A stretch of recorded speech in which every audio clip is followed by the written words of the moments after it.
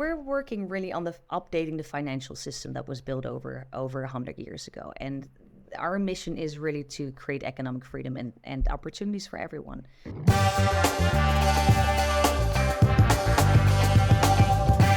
Why did you take your career towards cryptocurrency? What started that? Or what was the embryonic period like for you? Where did it come from? Where did it come from? I think it's a good question. I think the red line throughout my career has always been being part of companies that are building truly groundbreaking technologies. And I've always been at that scale of phase. It's what excites me. It is sort of the unknown, the challenges, the potential of it as well. Like we talked about it, like TomTom was fundamentally changed the way in how people got around, Skype around communication, Facebook brought the world bigger, like closer together. And after having been at Facebook for about 11 years, I had my third kid. I had my first two kids in the US, and maternity leave is a lot shorter there than it is in the UK. So I went back to work with my first two kids after 3 months, but with my third kid, I decided to take a little bit more time. And that was the first time ever in my career that I had a bit more distance from my job and Facebook. Facebook was all encompassing. Like I bleed blue to this day still. And it's very, very hard to sort of figure out what the right next thing is when you are in such an environment that is giving you so much. So this was really the first time that I had a little bit more distance and was able to figure out what I wanted to do next. You start asking yourself the questions. You've been here for 10 or 11 years back then, like how long am I going to stay here? Is this still the right environment for me? The company by then had gotten much, much, much larger than obviously when I initially started, and we were 70 people based in the UK. Because I had that space, I started to do just a little bit more research and learning. And I think that's when I started seeing a trend of people going into the Web3 space. And that was, again, like that same feeling that I described earlier when I worked at Skype. A very daunting space. Like the more you start reading about blockchain technology, the less you understand. And I remember speaking to a friend of mine who actually brought me into the world of doing some angel investing, who is very much a trailblazer when it comes to changing the game for women and female empowerment in general. And she connected me to this group of women in blockchain. That's sort of like our small group. And it was a super safe and trusted environment where we brought in people that were experts within this space to just explain the bare basics to us. What is a protocol? How does a blockchain work? What is crypto? What does it matter? And it was being in an environment like where we were all collectively sort of figuring out the same thing. My interest got triggered more and more and more. And as I started learning more about crypto and the real world problems that it could potentially solve, I unconsciously, I think, made a decision that I wanted to pursue a career within this space. I pay a lot of attention to this space myself, and if when people say, why are you so bullish on the cryptocurrency space, and specifically Bitcoin, is because one of the main reasons to be bullish is the amount of talent that's going into the space. I mean, top-notch graduates from MIT and Stanford used to join JP Morgan and Goldman Sachs. They're actually joining startups in Brooklyn now to work on building this new banking system, which aligns with the values of the next generation. Do you know what I mean? And I think that's just one example, but there's loads of other reasons as well. But I think that was one that really stood out for me as a compelling reason to be bullish. What other reasons are there, Elke, to be optimistic about about further adoption of cryptocurrency and blockchain technology to impact other areas of our lives? What other sort of use cases are you drawn to?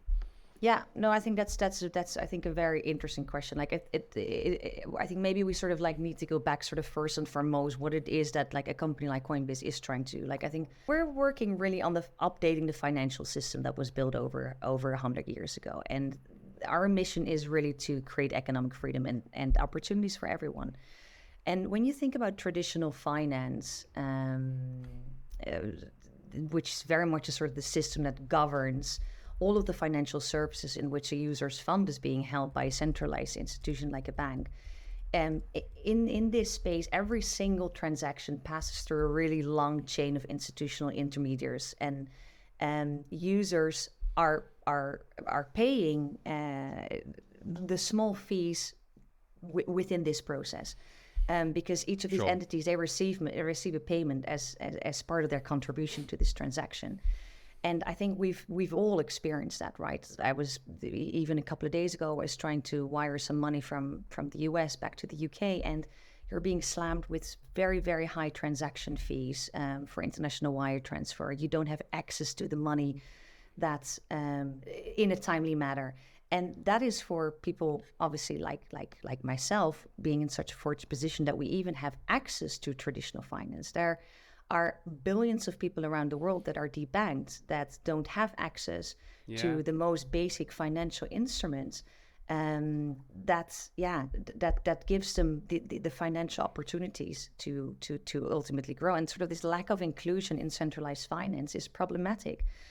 Because it does make those tools around like saving, insurance, payments, credit, it really makes it inaccessible for the people that need it most. And again, at the most fundamental level, like that is what it is that we're trying to solve. Which actually then brings me perhaps to like the things that I'm like excited about, and like what the future of the future use cases of crypto really are. And if we talk about traditional finance, TradFi in one sense, it very much is DeFi, so decentralized finance, which is that umbrella term that is used for financial services on the blockchain, primarily Ethereum. With DeFi, people can do the same things that they can in traditional finance. They can earn interest, they can borrow land, they can buy insurance, they can trade derivatives, assets, etc.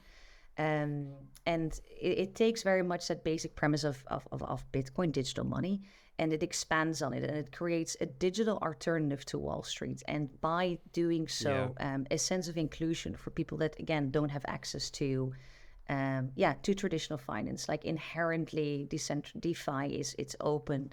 You don't need to apply for anything to open an account. You're being granted access by creating a wallet. It's synonymous, like you don't need to provide your name, your address, your email address, or in most instances, even more personal information. It's very flexible.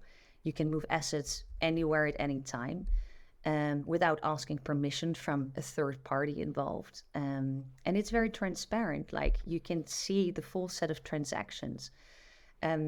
So I think DeFi is definitely an area that I'm excited about seeing grow and scale even further.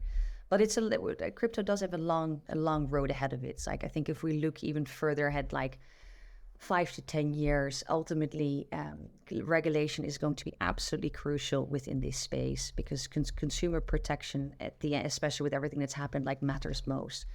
And seeing crypto embedded in more mainstream everyday use cases is ultimately going to make it more normal for people to engage. Like there are obviously already thousands of companies out there where you can use crypto to buy certain things, but imagine that becomes much more of a standard, and it normalizes crypto for the mainstream, because DeFi still, again, is perhaps for like that earlier majority today.